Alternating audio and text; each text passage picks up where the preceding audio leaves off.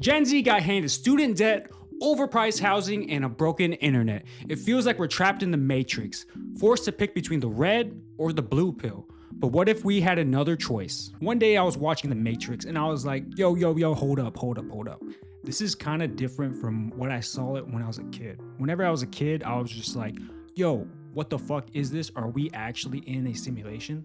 But now since I'm older, I'm 26 now, and I've been through some shit. I've, a little bit more seasoned. I'm not like this bare piece of meat of chicken. I know I got some Cajun sauce, I got some of that Asian zest in me. But it's like The Matrix is more like a reference to how patterns work, and it's a really crazy idea if you could wrap your head around it. It's really hard to explain, but just watch the movie and then think of these patterns in life that we see. How we have parents, they get older, they have kids, and then we get older and then we look at our parents and then we have kids. It's kind of all of the same thing. It's like whenever I have a child, it could either be a boy or a girl.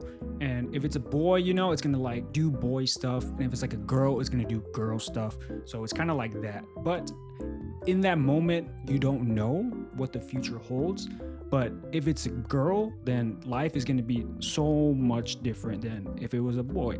Kind of the same picture, Just think of that concept with every decision you make in your life. If I'm on the toilet right now, I could either stay here longer or I could just poop out as much as I can fast and then get on with my day.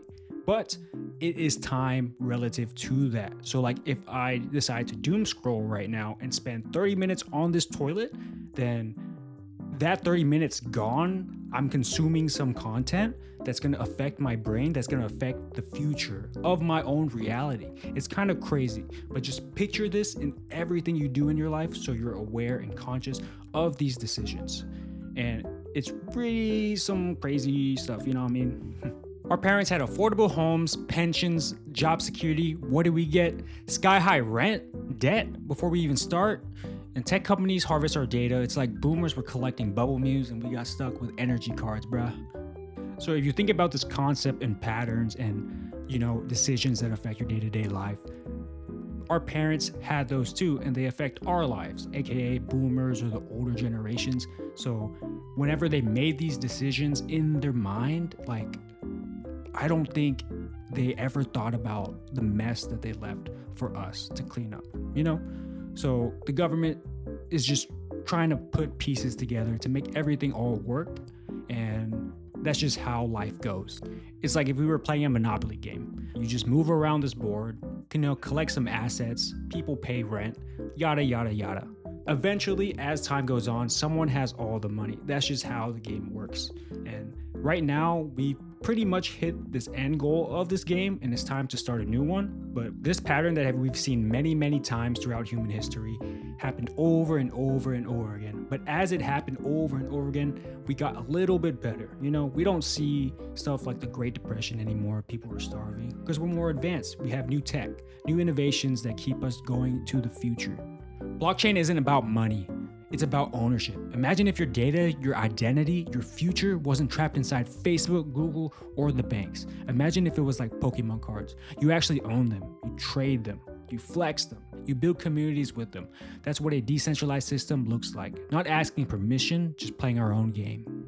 If we look at these patterns and see what happened back then during the dot-com bubble, or like when the internet first came out, people were like, oh no, the world is gonna end, holy fuck, like, oh my god, like, what? It's just the same thing happening again.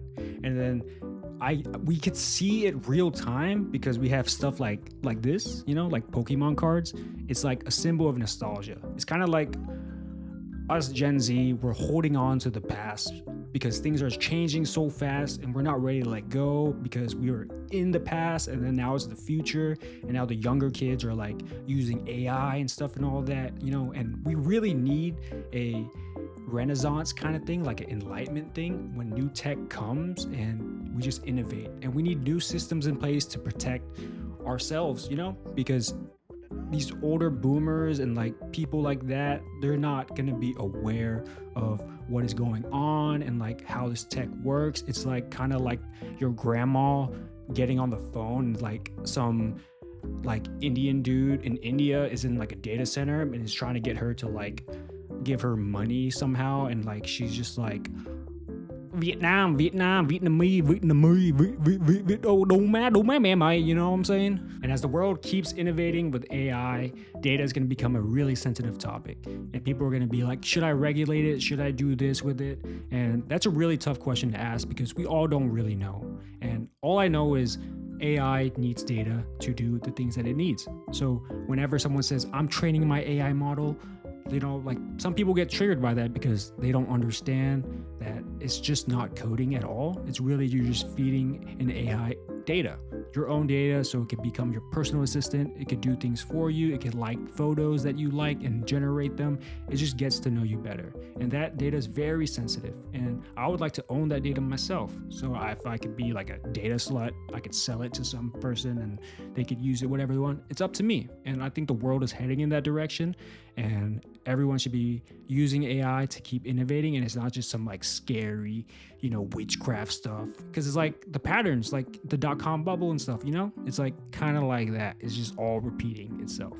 So maybe blockchain could serve as a new game that we play that could bring us more liquidity, so we have more to work with. Since like the boomers just print everything to the ground.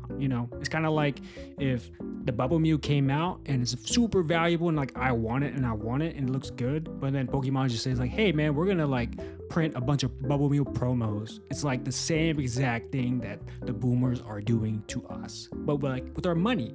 So I feel like blockchain is a way to decentralize that and put real value into real assets that we all work with. And maybe it will work, maybe it won't, but it's our best bet right now, and we're going to continue researching and innovating, and we'll see what happens.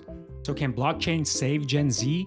Not by itself, but maybe it gives us the red pill we've been waiting for. Maybe it's the rare SIR in the world of common cards. The real question is, are you going to stay in the matrix, or are you ready to break out?